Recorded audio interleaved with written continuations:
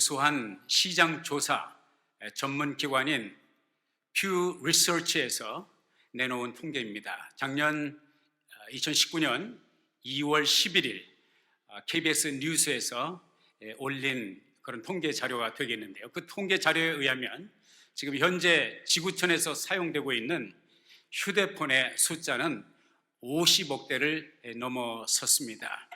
흥미로운 것은 이 퓨 리서치에서 나라별로 어느 나라가 휴대폰을 가장 많이 보급하고 있는가 이런 통계 자료를 냈는데, 자랑스럽게도 우리 대한민국이 전 세계에서 1등 국가가 되었습니다. 유일하게 휴대폰을 모든 국민이 100% 가지고 있는 그런 나라가 되었고요. 두 번째 나라가 이스라엘이고요. 그리고 미국은 공동 5위를 차지하게 되었습니다. 휴대폰이 없는 그런 세상을 이제 상상하기 어려울 정도로, 목회를 하는 저도 요즘에 와서 느끼는 것인데, 휴대폰이 없으면 목회자의 기능을 감당할 수 없겠구나 하는 생각을 하게 됩니다. 며칠 전 제가 급히 휴대폰을 사용할 일이 있어서 휴대폰을 이제 주머니에서 꺼내 들고는 휴대폰을 열려고 노력을 하는데, 요즘 여러분 아시겠지만은 이제 보안을 위해서 잠금 장치를 해놓았죠. 그래서 그 잠금 장치를 해제하기 위해서는 자기가 가지고 있는 고유 번호를 이제 입력을 하면, 저 같은 경우는 이제 6자리 수인데 그 번호를 누르면 잠금 장치가 해제가 되어서 사용을 할 수가 있죠. 요즘에는 이제 그것도 귀찮다고 생각을 하니까 사람들이 이제는 이제 휴대폰을 가지고 있는 사람이 휴대폰을 들게 되면 자동적으로 그 얼굴을 인식하면서 카메라가 이제 주인을 위해서 잠금 장치를 해제하는 아주 편리함이 있게 됩니다. 그래서 제가 이제 저도 그런 장치가 되어 있기 때문에 휴대폰을 들고 사용하려고 하는데 이게 잠금이 해제가 안 되는 거예요. 2번을 해도 안 되고 3번을 해도 안 되고 4번, 5번까지 하는데도 이 잠금 장치가 열리질 않는 거예요. 그래서 제가 속으로 참 이상하네. 아니, 이 휴대폰이 바이러스를 먹었나? 그러면서 계속 시도를 하는데 안 열리더라고요. 그러는 순간에 제가 반짝하는 별처럼 깨달음이 왔습니다. 그것은 바로 내가 마스크를 쓰고서 내 전화기가 내 얼굴을 알아보기를 원했다고 하는 것이죠. 마스크를 벗어 제치고 얼굴을 갖다 대니까 그제서야 잠금 장치가 해제가 되더라고요. 내가 속으로 그랬어요. 바이러스는 전화기가 먹은 것이 아니라 네가 바이러스가 먹었다. 웃을 수도 없고 울 수도 없는, 소위 말해서 우픈 그런 현실을 제가 한 에피소드로 경험하게 되었습니다. 우리는 지금 코로나19 사태를 인해서 한 번도 경험해 보지 않은, 영어로 말해서 We are going through uncharted course of life, 한 번도 경험해 보지 못한 삶의 코스를 걸어가고 있기 때문에 웃지도 울지도 못한 우픈 현실 속에 살아가고 있습니다. 그럼에도 불구하고 사랑하는 여러분, 오늘은 좋은 날입니다. 오늘을 주님을 만나는 날이고 주님을 경배하는 날이며 주님을 예배할 뿐만 아니라 우리 주님이 무덤문을 박차고 일어나신 부활의 축복된 날입니다. 그런 의미에서 우리 같이 어떤 환경, 어떤 분위기 속에 있든지 우리 가족들이 함께 서로 따뜻한 미소 가득한 인사를 나누었으면 좋겠습니다. 같이 한번 해봅시다. Happy Easter, Happy Easter. 혹시 이 영상을 보시면서 혼자 예배를 드리고 계신 분이 계시다면 우리 주님 앞에 이 사랑의 고백을 함께 올렸으면 좋겠습니다. 주님, 해피 이스터. 주님의 부활을 축하합니다. 할렐루야, 할렐루야. 제가 지난 주일에 여러분과 함께 말씀을 나누면서 라널드 리트거스라고 하는 분이 쓴 Reformation of Suffering, 고통 혹은 고난의 개혁이라고 하는 책을 소개해 드렸습니다. 그리고 그 책의 내용 속에서 이 라널드 리트거스가 한 말, 수많은 역사학자들이 그에게 던진 질문, 뿌리 깊은 로마 제국을 점령하고 있었던 그레크 로만 컬처, 그 그리스 로마 그 문화가 어떻게 뒤집어졌는지, 어떻게 기독교 문화로 바뀌게 되었는지, 리플레이스 되었는지 그 이유를 알 수 없다고 질문을 던지는 그 질문을 받으면서 이 라널드 리치거스가 한 답이 무엇이었습니까? 그것은 바로 울고 있는 예수, 눈물을 흘리는 예수, 고통 속에 함께 고통당하는 그 신을 소개함으로써 이제 로마에 있는 많은 시민들이 열화와 같이 그 기독교 복음, 울고 있는 예수 그리스도를 통해서 우리를 만나주시는 하나님을 접했기 때문에 그들이 그 기독교 사상에 매료되었고 기독교 복음에 매료되었다고 하는 그런 말씀을 드린 적이 있습니다. 저는 다시 한번 내 스스로에게 질문을 던졌습니다. 과연 그것이 전부였을까? 그리고 로만 칼처를 기독교 문화가 갈아엎을 수 있었던 것은, 로마 제국이 기독교 제국이 될 수 있었던 것은 과연 예수님의 눈물과 예수님의 슬픔이었을까? 함께 당하는 고통이었을까? 물론 많은 이유 중에 하나가 되겠지만은 그것이 전부는 아닐 것이다. 결코 그러진 않을 것이다. 물론 누군가 눈물을 흘릴 때 함께 눈물을 흘리는 사람이 있다는 것은 얼마나 큰 위로가 되는지 모릅니다. 내가 슬픔을 당하고 있을 때 나와 함께 슬픔을 느껴주는 사람이 있다는 것은 나에게 얼마나 큰 위로가 되는지 알 수가 없습니다. 제가 어렸을 때, 아주 어렸을 때, 몇 살인지 기억이 안 나요. 제가 어머니 치맛자락을 붙들고 우리 동네에서 그리 멀리 떨어지지 않은 2km도 안 되는 곳이었어요. 1km 좀 넘는 곳이었던 것 같아요. 광성이라고 하는 그런 작은 시골 마을에 간 적이 있습니다. 저는 어머니를 따라다니면 모든 문제가 해결되니까, 어머니는 나의 행복의 근원이고, 어머니는 나의 기쁨의 근원이고, 어머니는 나의 의식주의 모든 필요를 채워주시는 이분 한 분이면 만족한 어머니였죠. 그 어머니 치맛자락을 붙들고 광성에 갔을 때 어머니가 어느 집에 들어가시더라고요. 들어가시더니 누군가를 만나시자마자 그때부터 갑자기 우리 어머니가 우시는 거예요. 달기똥 같은 눈물을 흘리면서 슬피 우시는 거예요. 아무 영문도 모르는 저는 너무나 큰 충격을 받았습니다. 나의 기쁨의 근원이요, 나의 행복의 근원이요, 나의 위로의 근원 되시는 우리 어머니가 왜 갑자기 슬퍼지셨는가? 우리 어머니가 누가 그렇게 슬프게 하는가? 누가 때리는 것도 아닌데 우리 어머니는 왜 저렇게 슬퍼하실까? 슬피 눈물을 흘리실까? 너무나 트라우마적인 경험이 아닐 수가 없었습니다. 나중에 이제 알게 된 것인데, 어머니가 저를 붙들고 가신 곳은, 광성에 가신 것은 누군가가 세상을 떠났기 때문에 초상집에 가신 것이죠.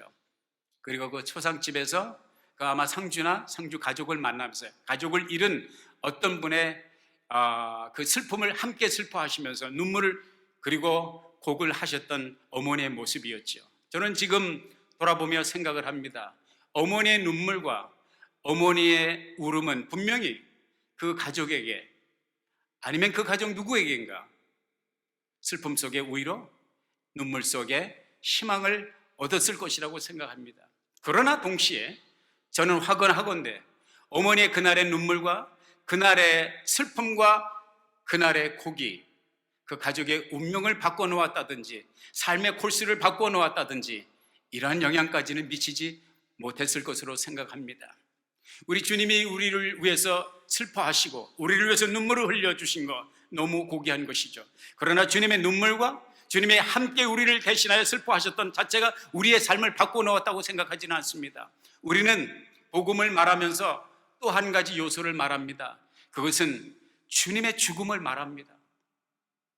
예수 그리스도의 죽음, 그 누구에게서도 찾아볼 수 없는 흠없고 깨끗하고 순수한 의로운 삶을 살아가셨던 그 주님이 자신의 문제가 아니라 우리의 문제, 타인의 문제를 안고 자기 자신의 몸을 던져서 죽음을 죽으셨다고 하는 이 고귀한 희생적인 죽음, 의로운 죽음, 내 자신이 아니라 남을 위해서 죽는 그 사랑의 죽음, 얼마나 감동적입니까? 그러나 보십시오, 남을 위해서 죽은 사람이 예수님 한 분입니까? 의로운 죽음을 죽은 사람이 예수님 한 분입니까? 자신이 아닌 남을 위해서 사랑으로 죽어준 사람이 예수님 한 분밖에 없습니까? 제가 학교 다닐 때 교과서에 접했던 아주 감동적인 스토리 가운데 강제구 소령의 죽음을 지금도 생생하게 기억합니다. 핀이 뽑힌 수류탄이 갑자기 발견됐을 때 수십 명의 부하들이 있는데 이 문제를 해결하지 않으면 당장에 이 수류탄이 터져서 여기는 수십 명이 죽거나 중상을 입게 되는데, 두 번 생각할 겨를도 없이 이 강제구 소령은 자기 사랑하는 부하들을 위해서 망설임이 없이 자기 몸을 덮쳐서 수류탄을 끌어안고 혼자 자폭을 한 것이죠. 누구를 위한 죽음이었습니다. 남을 위한 죽음, 사랑하는 부하들을 위한 죽음이었습니다. 여러분 잘 아시지만은 우리 대한민국 사람이라면 존경하지 않을 수 없는 인물 이순신 장군을 기억하시죠? 이순신 장군이 없는 조선의 역사를 생각하는 것 자체가 끔찍한 일이죠. 자신의 한 목숨을 던져서 장렬하게 전사하신 우리 이순신 장군의, 자기를 위해서 싸웠습니까? 자기 영달을 위해서? 아니잖아요.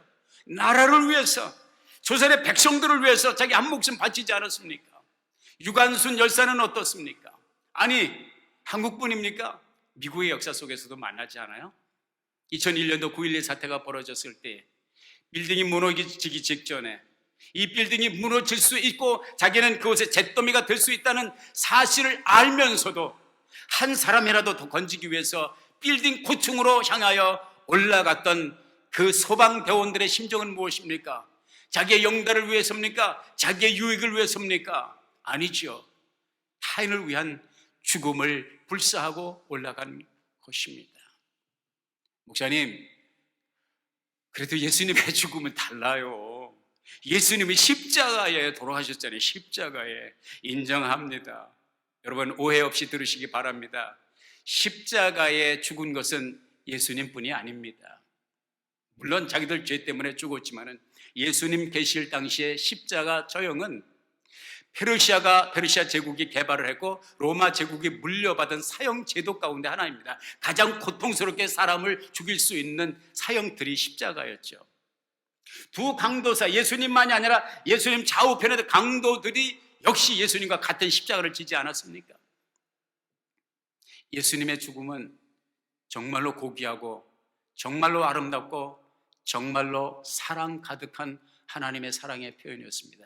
그럼에도 불구하고 저는 그분의 단순한 죽음이 우리를 위한 죽음이었다 할지라도 그 죽음이 나와 여러분의 삶, 아니 수많은 오고 오는 시대의 수많은 영혼들을 바꿔놓는 그러한 답은 아니었다고 생각합니다. 그러면 무엇이, 도대체 어떤 힘이, 그리스도의 어떤 힘이, 기독교의 어떤 힘이 로마 제국의 역사를 바꿨고 세계사를 바꿨고 한 영혼 한 영혼의 삶을 그리고 그 운명을 바꾸었는가? 여러분, 부활이 아니면, 예수 그리스도의 부활이 아니면 설명이 되지 않는 것입니다.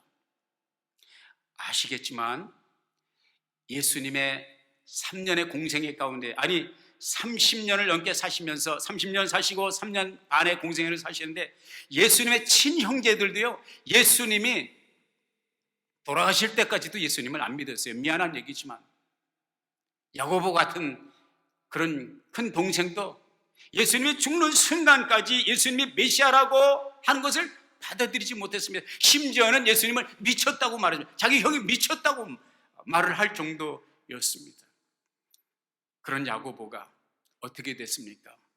사도행전에서 만나는 야고보, 어떤 야고보입니까? 더 이상 예수님을 미쳤다고 몰아세우는 불신의 야고보가 아니라 예수님께서 약속하신 보혜사 성령이 오시기를 기다리는 120문도 가운데 섞여서 하나님의 성령이 오시기를 기다리는 열정적인 기도꾼이 되었습니다. 그리고 후에는 사도행전에서 만나는 대로 예루살렘 첫 번째 총회를 주도했던 예루살렘 교회의 위대한 탁월한 지도자가 되어 있었고, 여러분이 아시는 대로 야고보서 행함이 없는 믿음은 죽은 믿음이라, 이것을 역설했던 분이 누구예요? 예수님의 동생 야고보입니다. 예수를 죽을 때까지 못 믿었던 그 야고보가 어떻게 표현했습니까? 무엇 때문에 그렇게 바뀌어졌습니까? 예수님의 부활이 아니면 설명이 되지 않습니다. 야고보 경우뿐입니까? 예수님의 제자들을 보십시오. 예수님의 제자들이 12이 있었잖아요. 물론 그 중에 한 사람 가룟 유다는 예수님을 배신하고 예수님을 팔아넘긴 사람이죠. 그런 11 제자들의 역사를 보자고요. 제자들이 인정하고 또 자기도, 그러니까 자타가 공인하는 예수님의 수제자라고 하는 베드로, 누구보다도 앞장서기를 좋아했던 그 베드로마저도 주님께서 체포당하실 때 도망갔고요. 나중에 예수님께서 신문을 받으실 때에 멀찌감치 있다가 당신도 그분과 함께 있었던 사람이 아니요, 작은 여자아이가 물어보는 그 말에 I don't know what you're talking about. I don't know who he is. 예수님을 저주하면서 부인했던 그러한 한 맺힌 부인을 했던 것이죠. 예수님이 체포될 때 당시에, 예수님이 체포당하실 때 예수님과 함께 있었던 예수님의 제자들 어떻게 했어요? 다 도망갔어요. 다 뿔뿔이 도망갔어요. 심지어 어떤 제자는 너무 급한 나머지 뻘거벗고 도망갔어요. 옷을 챙길 새 없이, 이불을 챙길 새 없이 도망갔습니다. 주랭랑을 놓았습니다. 그런 제자들이 사도행전에서 만나는 제자를 보면 전혀 다른 차원의 제자들이 되어 있습니다. 11제자 가운데, 예수님의 11제자 가운데 다 그렇게 도망가고 다 예수님을 부인했던 제자들 가운데 사도 요한을 빼놓고 10명이 모두 예수님의 복음을 증거하다가 각각 장렬하게 순교를 당합니다. 나머지 순교 당하지 않은 요한까지 단모섬에서 유배 생활하면서 가진 고생을 하면서 주께서 그에게 맡기신 복음을 전하기 위해서 그의 삶을 마지막까지 한 점 남김없이 다 태우는 그런 삶을 살았던 것입니다. 어떻게 그것이 가능합니까? 어떻게 그것이 가능합니까?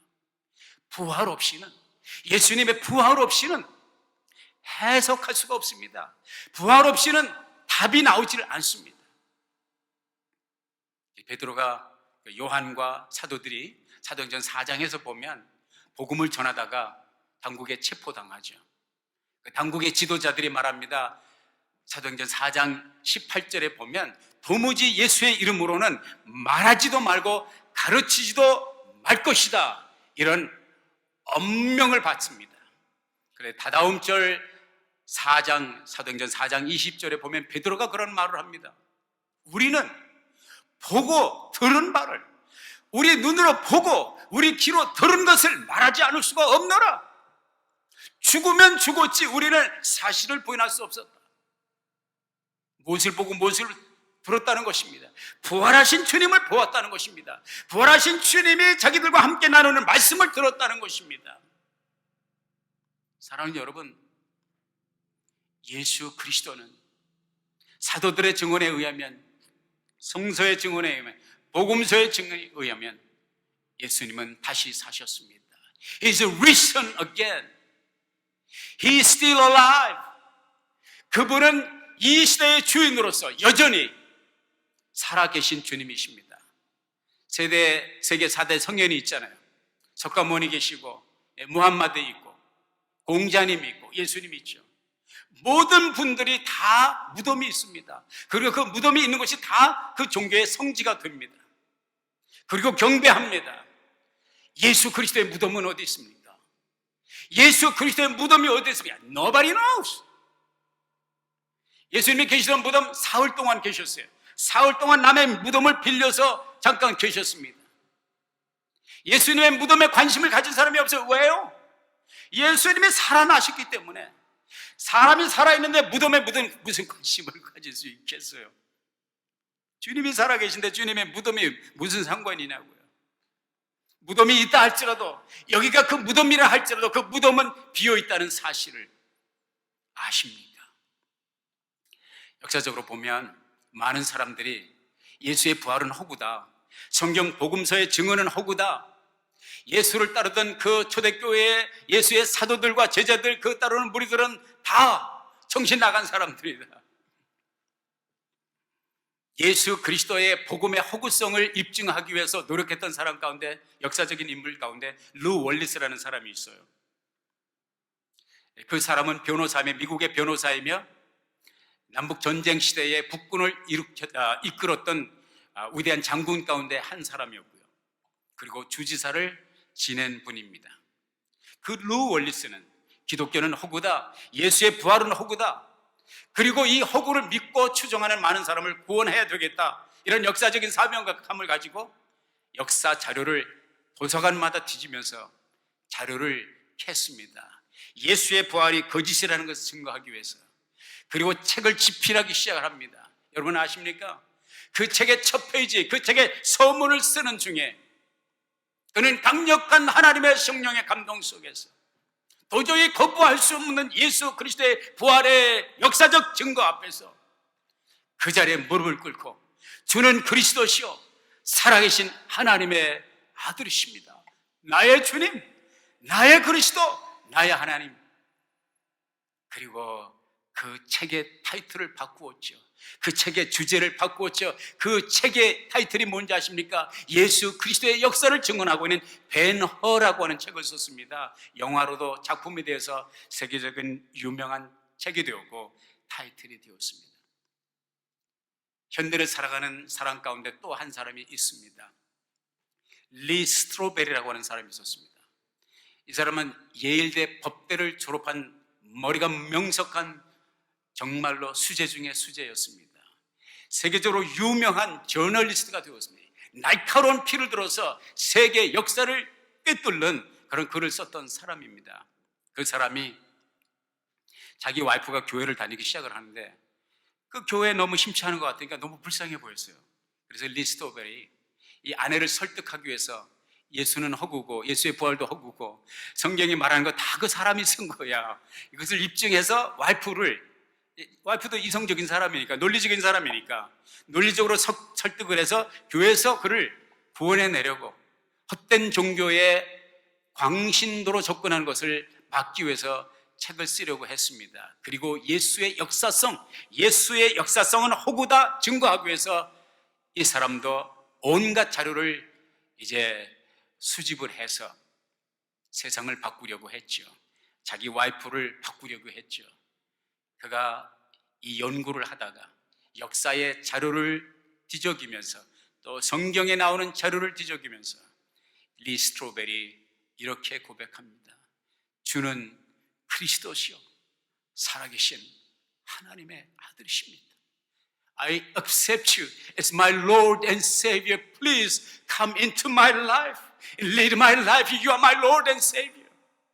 리 스트로베리 그런 고백을 하고 그가 내놓은 책이 그 유명한 The Case for Christ, 예수는 역사다, 한국말로도 번역이 됐더라고요. 이런 책을 썼습니다. 사랑하는 여러분, 예수 그리스도의 부활은 역사적인 사실입니다. 여러분이 믿든지 믿지 않든지. 마지막으로 한 장교의 이야기를 나누고 말씀을 마치려고 합니다. 2차 세계대전 태평양 전쟁이 끝나갈 무렵 1944년 겨울에 일본으로부터 오노다 소이라고 하는 사람이 장교로서 필리핀 마닐라 인근에 있는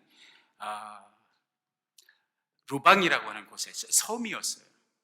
적잖은 섬이었어요. 그 섬에 장교로 파견이 됩니다. 250명의 부하를 거느리는 장교로 파송이 됩니다. 그러나 불행하게도 그의 입장에서 보면 이듬해인 1945년 2월에 그 루방 섬을 연합군이 완전히 점령을 합니다. 전쟁이 이제 끝난 거죠, 사실상. 그러나 이 오노다는 끝까지 저항을 합니다. 연합군에서 이제 뼈를 만들어서 뿌렸습니다. 숨어있는 일본군이 투항하도록 이제 전쟁 끝나 상황 종료되었다. 그러나 오노다는 결단코 그 의지를 굽히지 않았습니다. 나중에 전쟁이 끝나고 나서 바로, 그러니까 전쟁 끝난 다음에 2차 대전이 끝나고 바로 이제 필리핀 정부에서 또 삐라를 뿌렸습니다. 전쟁 끝났습니다. 심하게 됐습니다. 항복하라, 투항하라, 두려워 말라, 우리가 너를 살릴 것이다. 그렇지만 오노다 소위는 연합군의 계략이라고 생각하고 굽히질 않습니다.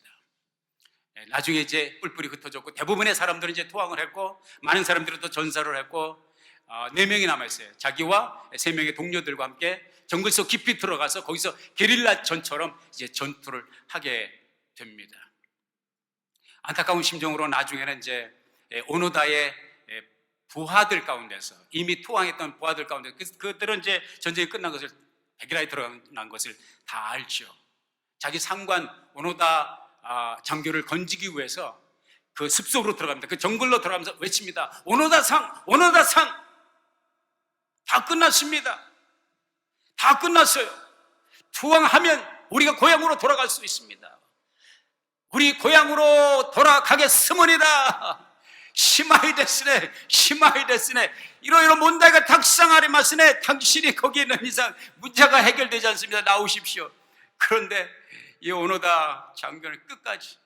그런데 그 중에 어떤 일이 있었냐면 이제 한 사람은 필리핀 정부군에 투항을 했고, 나머지 두 사람 가운데서 각자 이제 그 지역 이제 순찰대와 각계 전투를 벌이다가 총에 맞아서 각각 다른 시간에 죽습니다. 오노다 혼자 남게 되죠. 이것을 안타까운 일본 정부에서 정부 대표들이 오고 이 오노다 소위의 가족들을 데리고 옵니다. 가족들을 동원해서 말을 합니다. 방청을 합니다. 전쟁 끝났습니다. 가족들이 외칩니다. 그런데 이것조차도 전쟁이 끝났다고 하는 이 소식, 가족들을 통해서 들었음에도 불구하고 이것은 미군의 간계이다, 연합군의 간계다, 끝까지 버티고, 대단한 사람이죠. 그래서 투항을 하지 않았습니다. 한 세월이 흘렀습니다. 29년, 30년째 접어드는 1974년 그해 겨울에 일본에서 온 한 탐험가, 스즈키 노리라고 하는 사람, 스즈키 노리라고 하는 사람에 의해서 발견이 됩니다. 그리고 그 스즈키 노리오가 차분하게, 아주 침착하게, 따뜻하게 이 사람을 설득하면서 전쟁이 끝났다는 것을 얘기했을 때 그제서야 이 오노다 장교는 그 사실을 인정하게 됐죠. 전쟁이 진짜 끝났구나. 일본이 패망했구나. 그래도 투항하지 않습니다. 내가 투항하려면 내 직속 상관의 명령이 있어야 됩니다. 다니구치라고 하는 직속 상관 가운데 한 사람이었던 그 일본에서 온 사람이, 그 다니구치가 항복 투항 명령서를 보냅니다. 그 명령서를 받고, 상관의 명령서를 받고 나와서 그 당시 대통령인 필리핀 마르코스 대통령 앞에 투항을 하는 선서식을 하고, 그리고 자유의 몸이 되어서 가족 품에 안기게 됩니다. 사랑하는 여러분, 예수 그리스도께서 나와 여러분을 위해서 치루었던 대전은 2000년 전 갈보리산 위에서, 그리고 사흘 후에 무덤이 열리며 우리 주님이 부활하심으로써 상황은 종료되었습니다. 대전은 끝이 났습니다. It's smile 됐습니다. It's finished. It is all finished. 이 부활의 사실을 믿습니까? 당신이 부인할 수 없는 역사적 증언이 오고 오는 세대에 수많은 증언이 있었던 이 예수 그리스도의 사실, 예수 그리스도의 부활을 믿습니까? 그렇다면 여러분이 선택할 것은 두 가지밖에 없습니다. 하나는 그 전쟁을 끝내신 우리 주 예수 그리스도 앞에, 부활의 주인이신 예수 그리스도 앞에 두 손 들고 투항하는 것입니다. 그분께서 주시는 자유를 만끽하는 것입니다. 아니면 끝까지 오노다처럼 30년 세월을 아무도 없는 그 숲속에서 방황하였던 것처럼 그 세월을 다시 계속하실 것입니다. 주의 이름으로 도전합니다. 주의 이름으로 여러분을 초청합니다. 부활의 주님이신 예수님께 나아오십시오. 오늘 우리는 함께 찬양했습니다. 은혜 아니면 살아갈 수가 없네. 호흡마저도 다 주의 것이니 세상 평안과 위로 내게 없어도 예수 오직 예수뿐이네. 세상에 줄 수 없는 그 평안, 참된 평안과 참된 우르를 가지고 여러분을 기다리신 우리 주님 앞에 손들고 오늘 주님의 부활을 경화하는 이 뜻깊은 날에 그분 앞에 투항하며 어느다가 결국은 마지막 투항을 하고 자유의 품에, 고국의 품에 돌아올 수 있던 것처럼 자유의 품, 예수 그리스도의 사랑의 품에 나오시지 않겠습니까? 그렇게 할 수 있는 이유는 무엇입니까? 하나님은 나와 여러분을 살리기 위해서 독생자 예수를 보내셨고, 그 주님이 삶을 사셨고 나와 여러분을 위한 죽음을 죽으셨고, 죽음에 머물러 갇혀있지 않냐고 사흘 만에 무덤 문을 박차고 일어나시면서 사망 권세를 깨뜨리시고 세계 2차 대전이 아니라 대전 중에 역사의 대전인 마귀와의 싸움에서, 사망과의 싸움에서 종전을 선포하셨던 예수 그리스도 앞에 손들고 나오지 않겠습니까? 왜냐하면 그분이 여러분의 유일한 소망이기 때문입니다. 제가 주의 이름으로 담대히 여러분의 운명을 감히 예언합니다. 여러분, 예수 없이는 여러분의 미래 없습니다. 주의 이름으로 도전합니다. 앞으로 남고 뒤로 미치는 인생이 아니라 지금 미치는 것 같아도, 지금 손해보는 것 같아도, 지금 안 되는 것 같아도 그리스도와 함께 미래가 있는 삶을 사시지 않겠습니까? 주 하나님, 독생자 예수, 날 위하여 오셨네. 그 주님이 나를 위해 사셨고, 나를 위해 죽으셨고, 나를 위해 부활하셨고, 부활의 첫 열매가 되신 그 주님을 여러분의 소망으로 삼지 않겠습니까? 주의 이름으로 초대합니다. 부활의 주인공이신 예수 그리스도를 주와 구주로 영접하고 코로나19가 아니라 사망문 자체를 깨뜨리시고 오늘로 역사의 주인공으로 역사의 핸들을 붙잡고 계신 주님 앞에 나오며 주님의 그 은혜를 함께 누리는 복이 있으시길 예수의 이름으로 축원합니다. 기도하겠습니다. 주님, 주신 말씀 마음에 아로새기고 주와 함께 이 은혜의 삶을 출발할 수 있도록 인도하여 주옵소서. 예수님의 이름으로 기도했습니다. 아멘.